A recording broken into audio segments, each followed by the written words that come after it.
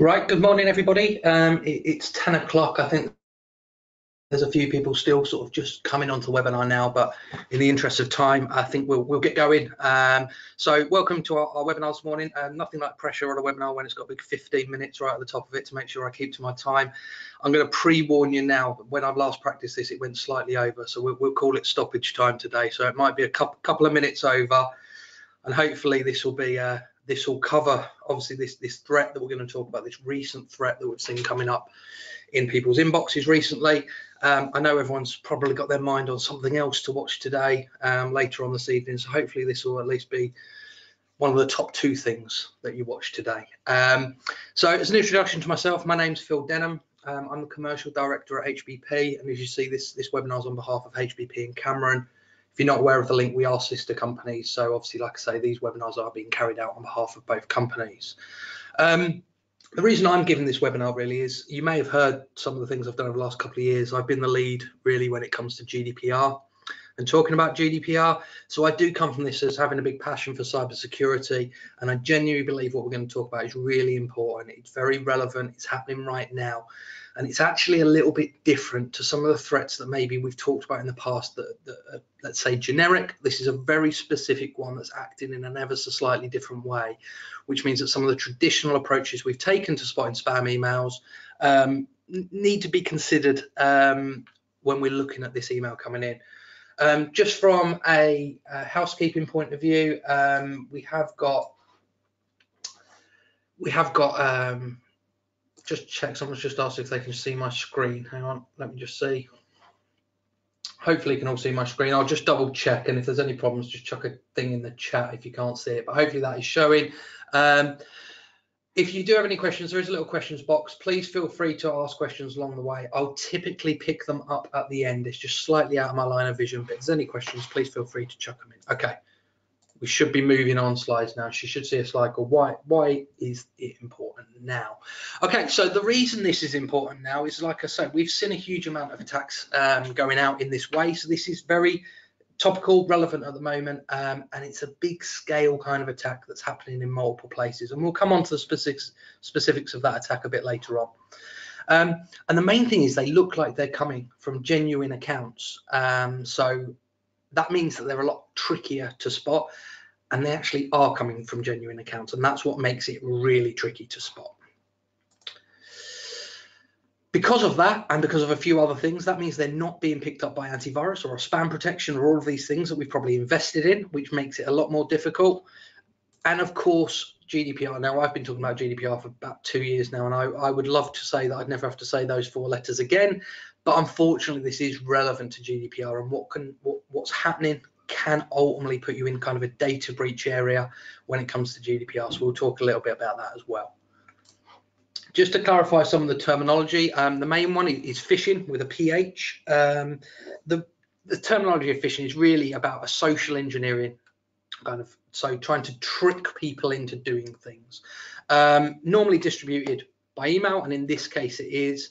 The word phishing comes a bit of a play on words, the whole idea of casting out a net and catching as many people as you possibly can in that net.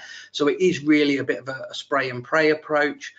But the difference in this phishing attack is it is a little bit more targeted, and the sort of terminology then goes into sort of spear phishing or whaling, of trying to catch specific people out with a specific type of attack. So although this is in some respects a bit of a mix between the two, it is a lot more targeted than our traditional phishing attack. The other bit of terminology I may use is malware, which is basically a shortened version of malicious software. So just to clarify, if I talk about phishing, you know what that is. If I talk about malware, you know what that is. So the impact of indeed any phishing email, and in particular the ones we're seeing today, is first and foremost that GDPR side of things. So data is being accessed in these attacks and potentially stolen, which could be considered a data breach. Now, without going into too much detail, if your company suffers a data breach, effectively there's a decision to be made to decide whether or not you need to self-report yourself to the ICO, the governing body around GDPR. That may lead to a potential fine. That may lead to you having to inform your customers that that data has been stolen or has been accessed. So there's some definite impacts around GDPR there that could come into play. More importantly, probably company reputation. So let's start touching on this specific email, which we'll see in a bit. Ultimately, what is happening is people are being fooled into giving away their login details for their Microsoft accounts, their Office 365 account, which gets them access to their email. That email account is then being used to send out more emails. So ultimately, from a company reputation point of view, you've got dodgy, spammy emails going out from your real company address, from your real company email to your potential customers, your suppliers, your prospects, and anyone else that deals with your company. So the reputation side of things is really critical here. If you take your business head out of it for a minute, if you're giving away your login details and your password, potentially that is data that you use in your personal life as well, especially maybe your password. We know a lot of people still use their same password in multiple places. So giving that away freely and willingly could cause some potential risk to your own data. And of course, the company data as well. First and foremost, it's accessing your company email address. So the data in there is at risk. And it will also potentially lead to things in the future, which means that from a security point of view, this might not just be about sending emails from your account. And in the future, you might get targeted with something a little more severe, such as some malware that contains something like a crypto kind of attack where data is encrypted and a ransom fee is put on that data in order to get it back. So the future risks of that are absolutely there as a potential. And finally, I'm going to play on your emotions a little bit. You do not want to be the source of this problem. You do not want to be the person that clicked on that email, that opened it up, that put in your password, that meant that it was your email address that started sending these things out. I don't want to be that person. I'm pretty sure you don't want to be that person. So today is going to be about what we look for and actually how do we adapt that to this risk that's coming out. So we're going to start with the what do we normally look for. Effectively, this is our traditional approach to how do we spot a spam email. This might be a little bit of egg sucking going on here. You probably know some of this stuff already, but it's worth a refresher, and it's also going to set us up to then why these new threats are a potential risk. This is an email, if you look at this date, I think it's from 2011. I've been using this email for years because it's a great example of a sort of rubbishy email you get through that you can spot things at. So if you get this sort of email into your inbox, there's some things that are immediately going to kind of heighten your guard and think, what is this real? Should I really be doing anything with this? So the first one we might be looking at, if you look at the top, the from address says PayPal, then notice at paypal.com. So immediately we can see that is not a genuine PayPal address, or at least we wouldn't expect that to be a genuine PayPal address. We can move on to Dear PayPal Customer, so a lack of personalization from a company that I would know would hold my name and my details because I've given it to them, but they're not choosing to use that there. If you read the context of the email in the sort of the 3-line paragraph, it talks about an attached form that I need to fill out. And probably the biggest thing here is the context and the fact that it says in the subject line, you have changed your PayPal email address. It talks about in the actual content that I've changed my email address and that I need to authorize this and do X, Y, and Z. Have I actually done that? Do you mean, am I expecting this email? Have I done what they've said I've done? Because if I haven't, that should probably be the main thing that stops me doing anything with this email. And that is going to be critical going forward when we look at this new threat. A more sort of common one that we might get into businesses that is really easy to spot. So this should be like shooting fish in a barrel in terms of saying we don't open these. I mean, dodgy from address straight away. It's to recipients. So it's a mass email. It's got a subject line that's pretty damn horrible. The actual content is fairly badly worded with poor English, poor grammar. Potentially this is a person that we've not dealt with before, coming from China. All of these things are instantly going to make us go, no, we're not going to open this. Again, it talks about an attached shipping document in there. So immediately our risk is very high on that one, and we should know what we're looking for. So to recap, we're going to be looking at the sender's email. We're going to be looking at personalization, whether it is there or isn't there. Potentially logos and design. Does this look like a genuine email? Certainly if it's coming from a larger company. Does it have all the things that we would expect, their logos, etc.? If it's coming from a person maybe that we do expect, is it got their footer on there? Is it designed in the way that we'd expect their emails to look? Links and attachments are always going to be a potential risk, so we need to be confident that we're expecting that to come to us. We're expecting a link or we're expecting an attachment. And as I've mentioned, most importantly, that context. Were we expecting this email in the first place? Do we know who this person is? And is this the sort of email they would send to us? So that would be our normal approach. But let's now look at the current threat. Now, The next slide I'm going to show you is a real email.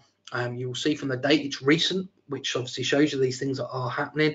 And I've had to blank out a lot of information for that. Obviously, I don't want to put the company and the person whose kind of emails this is out there and see everyone, so that everyone can see it. So there's a lot of red on here, so I apologize for that, but I'll kind of talk through that of what everything is.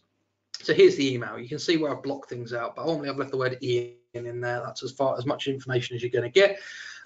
But the blanks at the top, so I've blanked out the surname, I've blanked out the full email address. You can see the subject line is personalized around that person's name. The middle part of the email is personalized around that person's name and the email address, inviting me to see this invitation, to see this document that's called event details. It's signed off, it's got a footer on it with all of the information that is real and genuine. So this is the email that's going around basically. It is from a real person. It's from a real email address, which is why there's the footer on there and the proper email address and all of that stuff. There's no obvious bad grammar or bad spelling. Design is a maybe, it's okay. But more importantly, do you know what I mean, when there's the footer on there, it does look pretty genuine straight away. So these emails are being sent out, like I say, from genuine email addresses to people within that either address book or recent people that they've contacted. So the context as well could potentially be good there. So if I do click on that view invitation link, what I'm then sent to is something like this. Now this is our genuine login page at HBP, for example. And what I would be doing there is I would be obviously looking to log in as normal there. So in that address, in that area, I'll be putting in my email address and my password, and I'll be clicking sign in. And of course, because what I'm being sent to is not a genuine login page, I'm not going to get access to that document that I've been promised. Actually, what's going to happen is those credentials are going to be stolen. So I have now given someone my login details for my account, which means that they can then log into my account and do whatever they want with that, basically. So that is the risk we're talking about here. And traditionally what's then happening is that person's logging in and sending more of those emails out. So it's a massive credential harvesting approach, this. So you get into someone's account, you send out a bunch more. You get into 2 more accounts, you send a bunch more. Another couple, 4, 8 accounts, and you do more and more and more. So all of this data is being harvested in terms of usernames and passwords on a mass scale. And as you can see, this is all based on someone giving away that information pretty much willingly. So what we would normally look for. So our sender's email, in this case, it's absolutely genuine because we know it's coming from that person. The personalization is there to a point. Obviously, it's maybe not using my details, but it's certainly using the sender's details to make it look genuine. The logo's designed, like I say, it's not bad. Certainly with the email footers that go on there, it certainly looks more genuine than most things we've seen.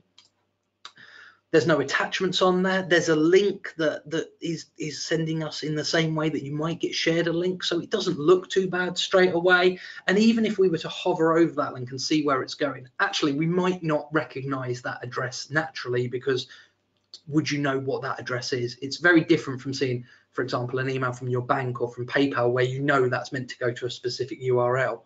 When we're sharing to a file, we might not really know what that should look like. And the context is a could be. And this is probably the only question mark then of saying, am I really expecting this person to be sending me a document? Even though I've had contact with them in the past, have they given me any kind of heads up that they are going to send me a document? So that is the real big one that we need to be absolutely on board with here, have our wits about us to make sure that we are thinking, should I be getting this email from that person? Because all of those other things that we look for could absolutely trick us in this scenario. We obviously mentioned at the beginning of the webinar, I think in the title as well, that spam antivirus is not necessarily going to help us. And you might ask why. Well, first and foremost, it's not a spam email. It's targeted. It's from a real address. So as far as your spam protection is concerned, that is coming from one of your real contacts. So straight away, that is going to get through. The email contains no malicious content itself, so we've already said there's no attachments on there. There's nothing in that email that would warrant being flagged up in any way. The links and even the website itself contains no malicious content, so there are no viruses, there's no malware in that link or on that website. It is simply a fake login page, so there is nothing there again for antivirus necessarily to get worried about and to start blocking. You may argue that something like content filtering that that prevents us going on things like spoof pages or malicious pages could pick that up.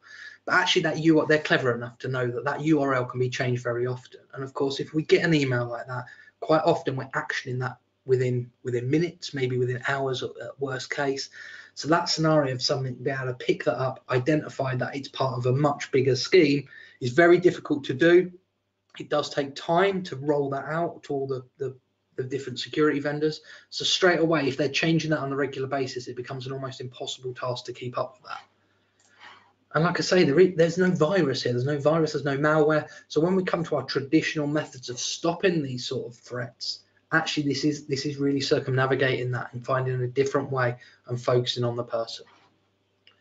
Another quick one, just so we understand it, of what is the aim of the hacker? If someone is doing this, why are they doing it? So obviously they're harvesting username and passwords. That may be their main intent. And then they might be using that to log into other services. So if you've given them your email address, your password, you're using that in multiple places, that might get into somewhere where there's maybe a little bit more meaty information. They are obviously using email addresses to send more spam. There's a cost involved in sending emails full stop by having some sort of account or a server or a service or anything like that. So they're keeping their costs right down by using your email address, your reputation, your subscriptions as well. So there's definitely that angle to it. There could be an element then, and this is probably where we're going, we're seeing much longer term sort of hacking processes now. So the further social engineering process is probably in there. So this time it's about getting your username and password. Next time it might be about getting your credit card details. It might be about getting to sign up to something maybe where you end up giving sort of your bank details away. Or it might be, again, about getting you to click on a link that might have something more malicious on it, like a crypto kind of attack, some malware that would encrypt data on your machine or on the server, and then a ransom fee be charged for that. So ransomware, basically. So that next step on of almost identifying who are the people that will click on these emails, where can I go next to actually make them take another step going forward. But you can bet your bottom dollar that eventually this will be monetized one way or another. So these people aren't out there to have a little bit of fun. This is all about making money. So the long-term game on this will be eventually to monetize it. So it's about not being in that loop, not being part of this kind of attack if it's a long game approach. Okay, so what do we do? First and foremost, so I'm afraid this is really over to the individual, because like I say, the protection that's in place can only go so far. As individuals within an organization, whether you're the MD or any job role in the company, it doesn't really matter. You need to be vigilant about the emails that you're getting. You need to consider, is that meant to be what it appears to be? Basically, is this too good to be true? And the key one is, are we expecting it? And if we're not expecting it, you've got to go and check. So if it's somebody within your organization, you get off your bum and you go and ask them. If it's someone outside your organization, you pick up the phone and you say, I've got an email from you. I'm not entirely sure it's from you or it's genuine. Did you send it to me? It is the only surefire way of being certain. Clicking on it and trying to find out and seeing if it does anything is absolutely not the way. So if it is raising your alerts and you're thinking this is not kind of what I'm expecting, you need to check with someone. If it's from a bigger organization, like I say, like a PayPal or whatever, then we can go and log in through the URL and we can check to see if those alerts, those warnings that we're being told about actually are in our account. Now, at the moment, we're seeing this through Microsoft accounts. It's still ongoing at the moment, so you need to be vigilant on that one. But you also need to consider that in the future, this might adapt and change. Next time, it might be Google Drive, it might be an Amazon login, it might be eBay, it might be anything. So this is, yes, it's Microsoft at the moment, but this could change, and we would expect that it will change at some point as people clock onto it. And a final note, don't forward that email around. Don't forward it to your IT company. Don't forward it to your IT person. Don't forward it to your colleagues. Don't send it back to the person who sent it to you. Screenshot it, fine, that's absolutely no problem whatsoever, but don't send the email around. At the moment, this is credential harvesting, but again, if we get to a point where this becomes malware, then that's a very different kettle of fish. Okay, so just finally, just to recap that impact, just to make sure it's absolutely clear, this could end up being a data breach. So as you can imagine, if someone gets into your email account, starts sending out emails, accessing data, there needs to be a decision made of whether or not you believe you've had a data breach, and obviously take the necessary steps around that. The company reputation, absolutely. Like I say, sending out dodgy emails from real accounts within your organization to your customers, your suppliers, etc., is not a good thing. Your personal data is at risk. We're not going into passwords management and all of that today, but obviously consider the fact that you shouldn't be using the same password across multiple sites, and the responsibility you have as an employee. Remember, the company data and the security of that data is potentially at risk if you start clicking on emails and doing things without checking and making sure that it's something to be safe on. And like I say, I don't want to be that person. You don't want to be that person. So make sure that you are taking that risk from a personal point of view as well. And finally, if you need help around this, the key things we can do here at HBP and Cameron, we can offer ongoing training. We use something called Sophos Fish Threat. It's a solution that basically sends out regular emails to your staff to do two things. One, to train them, so they have to complete online training sessions. Also to test them, so it sends out emails that are potentially dodgy, and if they click on them, they get sent on more training. And you'd rather they clicked on those dodgy emails than real ones, for sure. And obviously you can report on that to identify any risks within your business. This webinar, I know we've got a lot of people on this webinar today, which is great, but we are recording it. You will get the link. You will be able to send it out. You will be able to share it with your staff and hopefully get them to watch it as well, because there's lots of people, obviously, that aren't here that I'm sure within your organization that need to be just as vigilant as you're going to be. And finally, if you do think you've got a bigger problem, and actually when I'm talking about antivirus and malware and spam protection, all that, and you think, do you know what, we haven't even done that, you can speak to us. We will do security reviews. We will help you with that side of things as well. And that's it. I don't know how much stoppage time we got today, but I have obviously gone slightly over 15 minutes, so I apologize for that. That is it. Like I say, hopefully I haven't taken too much more of your time than you expected this morning.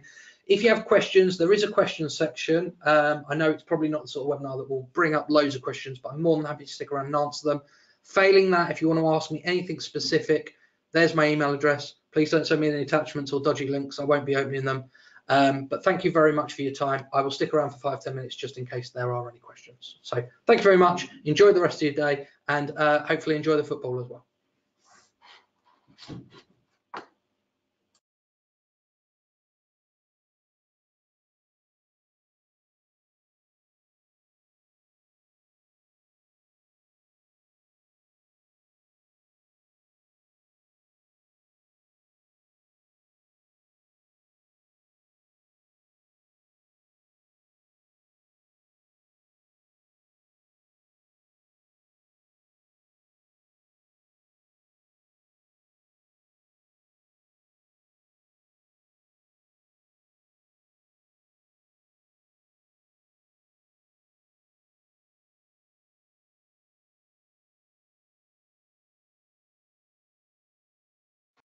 Other than a few messages of it's coming home, one quick question is, can we send the slides out as well? Yeah, that's absolutely no problem. We'll make sure the slides are available as well as the recording as well itself.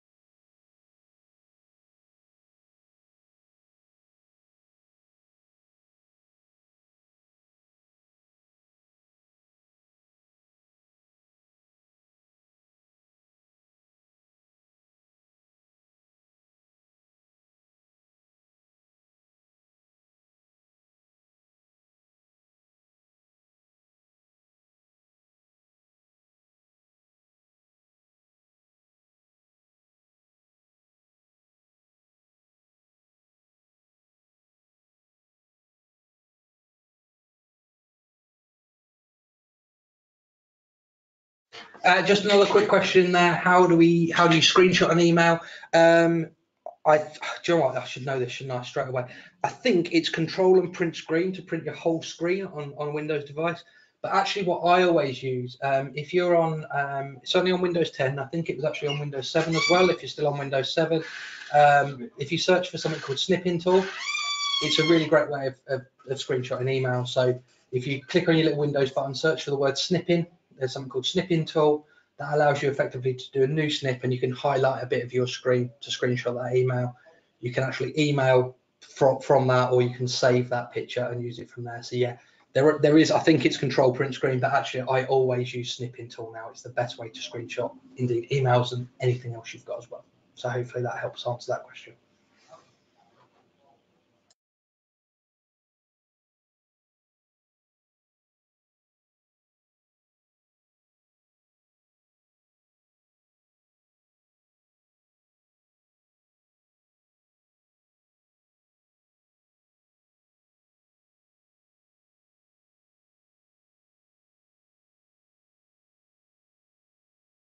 Great. I think that's all the questions we're going to get in now. So thank you very much for your time this morning, and we'll close down the webinar and have a great day. Thank you.